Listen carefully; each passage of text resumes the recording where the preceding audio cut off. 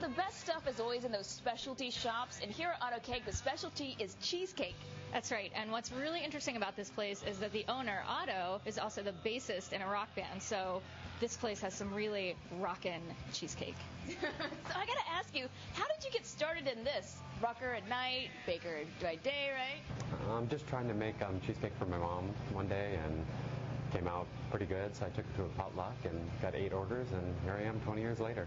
Wow. And then you just started the shop, what, in July? Yeah, July 4th, actually. It's my first retail. I've been doing wholesale all those years, and I should have done this a long time ago. So doing well then? Yeah, awesome, great. You're with the band 86. 86 list, yes. And so 86 flavors here as well, so yes. Some parallels. Yeah. I sell it at punk rock shows. That's how I got the start. Another way of selling it myself was at punk rock shows. The big melees that were cool around too. Oh, so you would rock out and then you would sell the cheesecake afterwards? Exactly. Instead of selling your albums? Yeah. It's sold. So are there any parallels between, music and making cheesecakes? Because those are not easy things to make.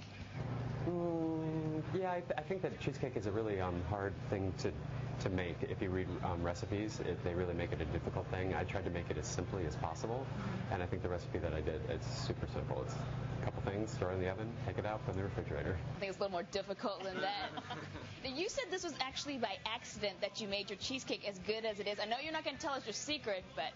Yeah, I researched a lot of books, and I tried to simplify it as much as possible, and came out, and my mother loved it, so it must be good, right? If she likes it, well, you'd hope. Well, if it's selling like it as well as it is, it must be good. Can you at least describe the flavors of what makes your cheesecake taste different from others? I think that a lot of people put strawberries on top or blueberries when you think of a cheesecake with it in top. My actual blueberries are inside. My strawberries are inside. It's all more gourmet is what people have come up with that than having the normal cheesecake that's plain with the sauce on top. Yeah. You do the layer thing, though. When you eat it, it's like the sour cream's on top and the cheesecake's I get different on the layers. bottom. Yeah, so and having those different layers, you can create different flavors. So that's why it does. It makes a difference when you bite into it and it kind of all explodes in your mouth like the best flavor. Oh, thank you. Some cool Halloween candy too. Yeah.